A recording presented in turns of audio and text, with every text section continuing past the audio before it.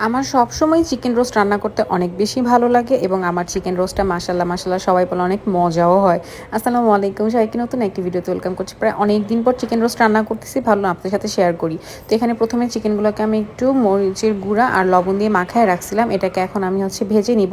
আমি একটু মানে হালকা লাল লাল করেই ভাজি, একদম অল্প ভাজি না, আমার কাছে বেশি অল্প ভাজলে ভালো লাগে না। একটু রেড রেড করে ভাজলে আমার কাছে খেতে ভালো লাগে আর কি, উপরটা একটু শক্ত শক্ত হয়।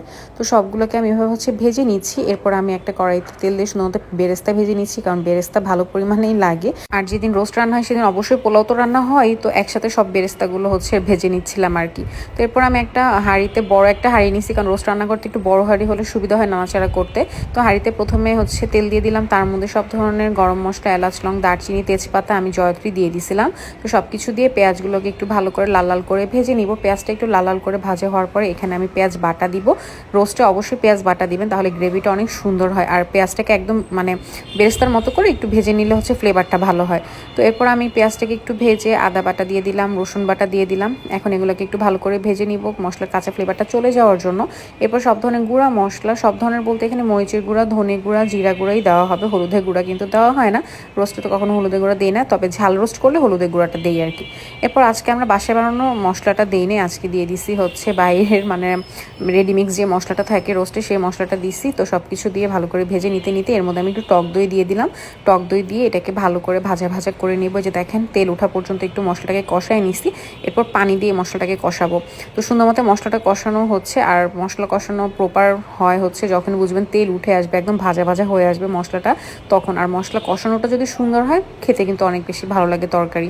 তো এখানে একদম তেলটা উঠে আসার পর আমি এখানে আগে থেকে ভেজে রাখা চিকেনের পিসগুলো দিয়ে দিলাম। এখানে 16 পিস চিকেন ছিল, মানে 4টা মুরগি ছিল আর কি। তো সবগুলোকে ভালো করে দিয়ে নেড়ে চেড়ে অনেকক্ষণ ভালো মতো একটু নেড়ে চেড়ে কষায় নিব ঢেকে।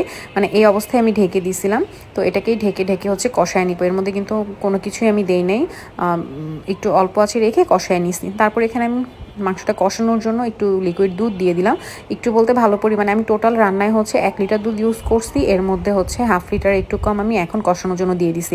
রোস্ট রান্নায় আমি যদি একটু মিষ্টি মিষ্টি রোস্ট করি, সেদিন আমি কোনো ধরনের পানি ইউজ করি না, পুরোটাই দুধ দিয়ে রান্না করি। আর যদি একটু ঝাল রোস্ট করি তখন একটু পানি অ্যাড করি আর কি। তো এই যে মাংসটা কষানো হয়ে গেছে, এর মধ্যে আমি এখন একটু বেরেস্তা আর বাদাম, চীনা বাদাম আর কাজু বাদাম, এই দুটাকে মিক্স করে একটু বেটে নিছিলাম। মানে বেরেস্তা দিয়ে বেটে নিলে খুবই সুন্দর ফ্লেভার হয় আর কি। তো তারপর টমেটো সস দিয়ে দিলাম। তারপর এর মধ্যে কিছু কিশমিশ আর আলু বোখরা দিয়ে দিব। সব কিছু দিয়ে ভালো করে কষায় নিব।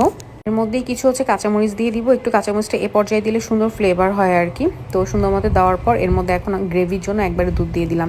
তো এখন এই জাস্ট ঝোলটাকেই শুকায় নিব, তাহলেই সুন্দর মতো রান্নাটা কমপ্লিট হয়ে যাবে। যে যেরকম গ্রেভিটা পছন্দ করেন। ওই যে আলু বোখরাটা লাস্টের দিকে দিচ্ছি, সাথে কিছু কিশমিশও দিয়ে দিচ্ছি। আলু বোখরার কিশমিশটা পেলে না খুবই মজা লাগে কিন্তু। তারপর আমি এখানে শেষের দিকে চিনি দিয়ে দিব, যে যেরকম মিষ্টি পছন্দ করেন। আমি একটু ভালোই মিষ্টি পছন্দ করি, এই জন্য আমি একটু চিনিটা বেশি দিই আর কি। আপনি এখানে কিশমিশ বাটারটা দিতে পারেন, কিশমিশ বাটার দিলে অনেক মজা হয়, বাট সেদিন আমি আর দিনে আস্ত কিশমিশ দিছি। লাস্টে বেরেস্তা দিয়ে দিলাম, কিছু কাঁচামরিচ উপর দিয়ে দিলাম আর ঘি দিয়ে দিলাম। শাহি ফ্লেভারের জন্য তো ঘি মাস্ট। তো এই যে এভাবে আমি রান্না করে ফেলছি চিকেন রোস্টটা। মাশাআল্লাহ দেখতে যেমন সুন্দর হয়েছিল, খেতেও অনেক বেশি মজা হয়েছিল। আমার ফ্যামিলির বেশিরভাগ মানুষই আমার হাতের এই রোস্ট অনেক বেশি পছন্দ করে। তো ভিডিওটি কেমন লাগলো অবশ্যই জানাবেন। ভালো লাগলে ফেসবুক পেজটি ফলো করে দিবেন, ইউটিউব চ্যানেল সাবস্ক্রাইব করে দিবেন। Thanks for watching. আল্লাহ হাফেজ।